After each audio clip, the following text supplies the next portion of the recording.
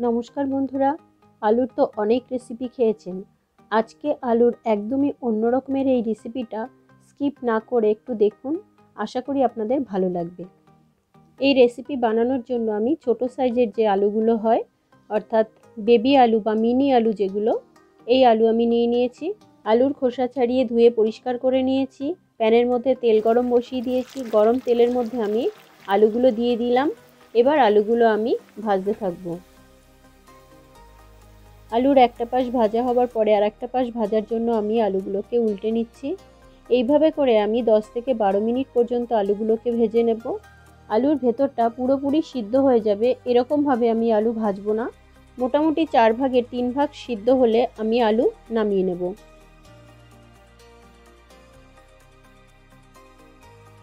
সবগুলো আলু আমি নামিয়ে আলাদা একটি পাত্রে রেখে দিচ্ছি।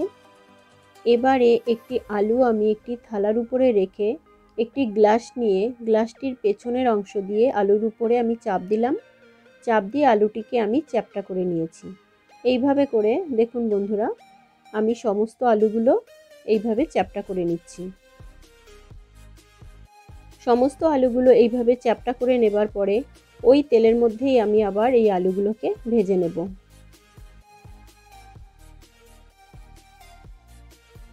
এইবারে আলু কিন্তু খুব লো ফ্লেমে ধীরে ধীরে করে ভাজতে হবে।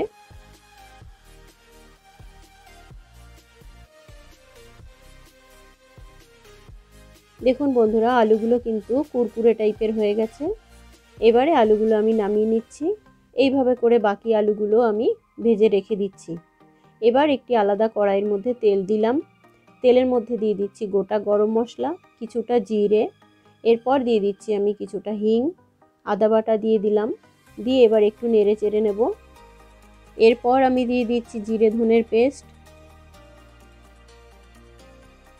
এরপর দিয়ে দেবো আমি লাল লঙ্কার গুঁড়ো।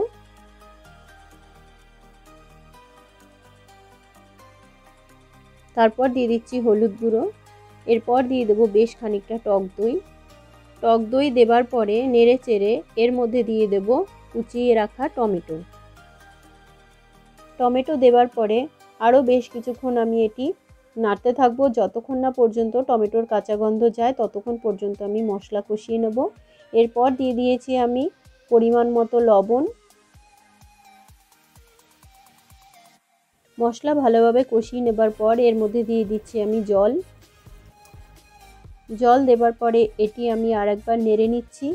এবার এটিকে আমি ফুটতে দেব।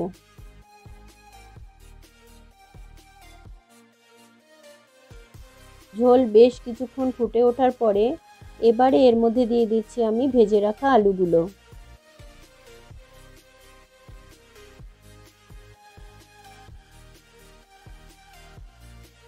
আলু দেবার পরে একটু নেড়ে চেড়ে নিয়েছি। এবার দিয়ে দিচ্ছি এর মধ্যে চেরা কাঁচা লঙ্কা।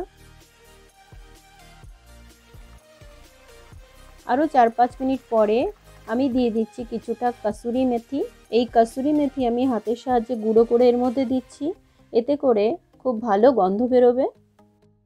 দেখুন বন্ধুরা, আলু কিন্তু সেই চ্যাপ্টা গোল অবস্থাতেই রয়ে গেছে। এবার এটি আমি নামিয়ে নেব।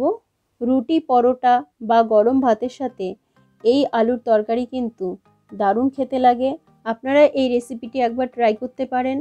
আর আজকে আমার ভিডিও আপনাদের কেমন লাগলো, ভালো লাগলে লাইক শেয়ার করবেন। আর বিথিকার রান্নাঘর এই চ্যানেলটি সাবস্ক্রাইব করে পাশে থাকার অনুরোধ রইল।